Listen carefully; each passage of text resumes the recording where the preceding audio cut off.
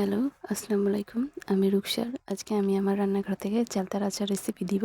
আমি এই নিয়ে দ্বিতীয়বার চালতার আচার বানিয়েছি। কারণ আমি ১ম বার যখন চালতার আচার বানিয়েছিলাম, আমাদের বাসায় সবাই খুব পছন্দ করেছে। আর আম্মু আব্বু বলেছে, "আরেকবার বানাও, খুব মজা হয়েছে। আর শীতের দিনে চালতার আচার খেতে আবার মন চাচ্ছে।"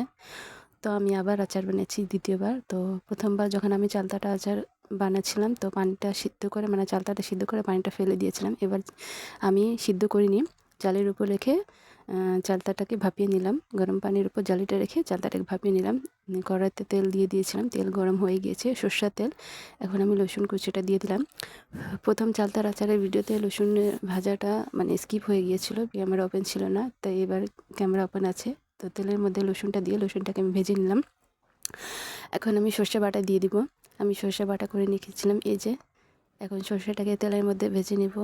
ওয়াও, খুব সুন্দর একটা ঘ্রাণ আসতেছে। এখন বাটিতে আর সর্ষে আছে, ওটা আমি দিয়ে দিলাম। একটুখানি পানি দিয়ে দিলাম। এখন ভাজা ভাজা করে নিব।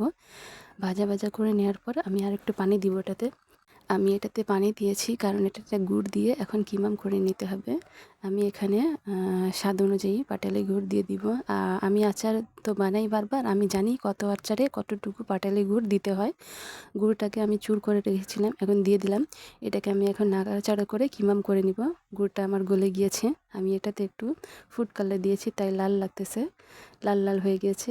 আচারটা লাল লাল দেখতে খুব সুন্দর লাগবে। আমি এখানে স্বাদ মতো বিট লবণ দিয়ে দিলাম। আচারের মধ্যে আবার সাদা লবণ দিলে মজা হয় না, আচারের মধ্যে বিট লবণ দিতে হয়। তো গুড়টা কিমাম হয়ে যাওয়ার পর আমি লবণ দিলাম, বিট লবণ। এখন একটু টেস্ট করে নিলাম মিষ্টি ঠিক আছে কিনা। সব কিছু ঠিক আছে। এখন আমি পানি দিয়ে দিলাম, পানিটা একটু লাগবে, পানিটা শুকিয়ে গিয়েছিল। তো পানিটা দিয়ে দিলাম।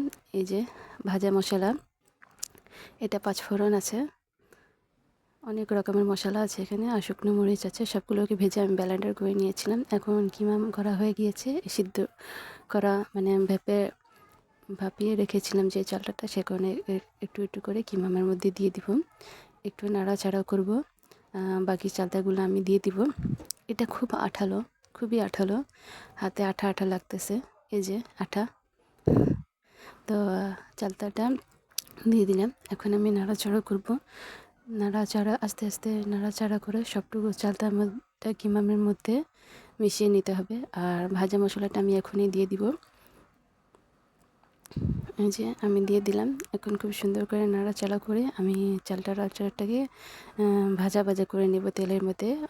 আমার মনে হচ্ছে সরষের তেল আর একটু লাগবে। তো আচার রান্নাটা হয়ে গেলে উপর থেকে আর একটু সরষের তেল দিয়ে আমি আচারটাকে কমপ্লিট করে নিব। আমি এখন নাড়াচাড়া করব অনেকক্ষণ পর্যন্ত। ধিমা আছে, আঁচটা কমিয়ে রেখেছি। এটাতে আঁচটা লো রাখতে হবে। ফুল আছে চালতার আচারটা পুড়ে যেতে পারে। আমি একটু সামনে থেকে দেখাচ্ছি, চালতার আচারটা রান্না হচ্ছে। এই যে রান্না হচ্ছে, তেল দেখা যাচ্ছে।